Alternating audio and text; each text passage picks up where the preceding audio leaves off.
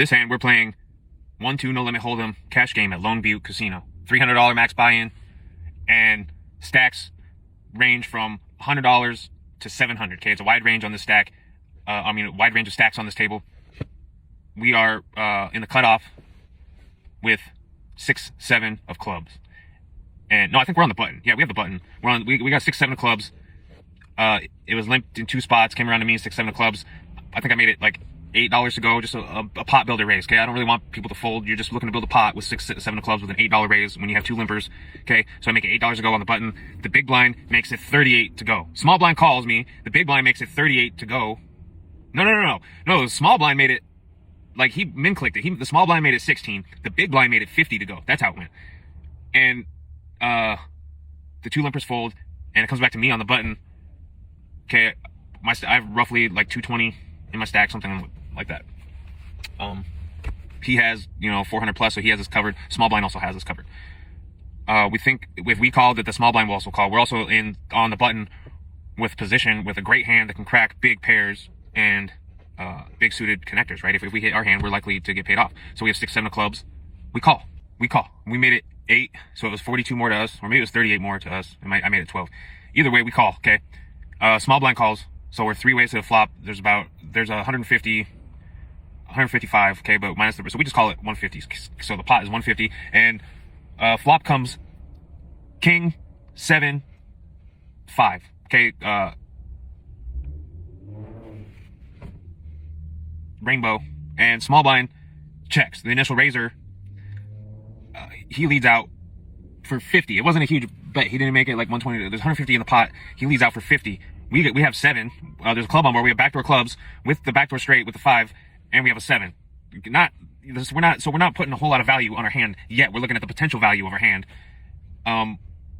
which really isn't that good. Okay, you're not over 50% to win this pot yet, but we're getting a great price to call this bet. Okay, that would leave us with about 120 left in our stack, because we started the hand with 220, and if we put 50 pre-flop and 50 on the flop, so it would be 120. So we call because we also, this guy has just been betting and raising all the time, that we don't really think he has a king anyways. And we call, the small blind calls. Turn comes 7 of diamonds, giving us 3 of kind 7s. Okay, so now small blind just jams. He just rips it all in the rest of his stack for like 200 and something, which at this point the pot is 300. Okay, so he rips it in, so now it's like 500. And small blind, or the other guy, he calls. So that would put me all in. I have 3 of a kind 7. I think about it for a little bit, and I call. We don't have the nuts, so we don't snap call and get it in there. Against the initial raiser, yeah, we just boom, snap call, get it in there. Okay, the small blind's the one who pushed it in. As soon as that 7 came, he went on. So maybe he has 5s full of 7s. He could have ace 7. There's so many possibilities, but our hand is too strong to fold. We can't fold in the small, low stakes game. Okay, now the pot's like, it's over $600. We're getting definitely the price to call the rest of our stack, $120 with 3 of kind of 7. So we call. It's going 3 ways to the river with 2 all-ins. The river misses the straight. It's 5-7. I think it was like a 10. And the initial, or the small blind, or no, it definitely wasn't a 10, because the small blind turned over pocket 10s. Okay, so the river was like, I think it was a jack. Okay, we'll call it a jack, because it didn't really matter what the river was. I didn't fill up. It wasn't a 6 or anything. And so the small blind turns over pocket 10s. He just let it rip into like a $600 pot already. The rest of his stack $200, thinking that we're gonna fold. I don't know. So he turns over pocket 10s. He's no good. The original raiser actually had a good hand. He had ace king. He actually had the king with ace king. This is surprising, because he was betting and raising almost every single hand, and they weren't really that good hands. But that works sometimes for these types of players, because then when they get a big hand, they get paid. However, it hurts them, because when they think they get a big hand, but somebody else has a bigger hand, then you win even a bigger pot, which is exactly what happened in this hand. We called the rest on the turn, right? So it went 3 ways. So we gladly turned over our 3 of a kind with our weak 6 kicker for 7s. So we take down a monster $800 pot. 2, 4, 6. No, it was like 6. It was like 2, 4, 6, 7. It was like 7 something, almost 800. It was we'll call it 7. We take down in this game, a $700 pot is a huge pot. Okay, so we take down this huge pot with 3 of a kind 7s.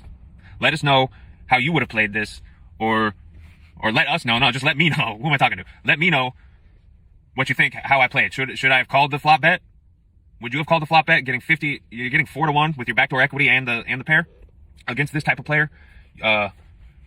Against anyone else, against a really tight, solid player that I know wouldn't just lead out any a $50 bet on the flop with air, I might have folded. Even though you're getting a great price, 4-1 plus implied volatility, so you could be getting more money on that. So, anyways, let me know what you think. That was a huge pot. We were more than happy to take down that pot with 3 of kind sevens. We were hoping the small blind didn't turn over ace-7. A hand like that where he was just calling on the flop with ace-7. I like my call a little bit better than what the small blind was. I don't know what the small blind was thinking, because he has to think that at least one of us has a king in our hand. Maybe he thought I was on the straight draw. And there was also a flush draw on board. It wasn't clubs, but there was backdoor clubs. But maybe he thought, the small blind thought, but also this is a small stakes games. So these players come and go all the time. So they want to play as many hands as they can, and get much action in as they can before they have to go back to whatever they need to go back to. Okay. So sometimes, with these, now in a different type of game, that my 6-7 might not have been good. That small blind might have had like pocket fives, and he filled up and he took me for all of it. But in these low stakes games, it's a lot different. So let me know what you think about the hand, and stay tuned for the next poker video where I talk about another hand.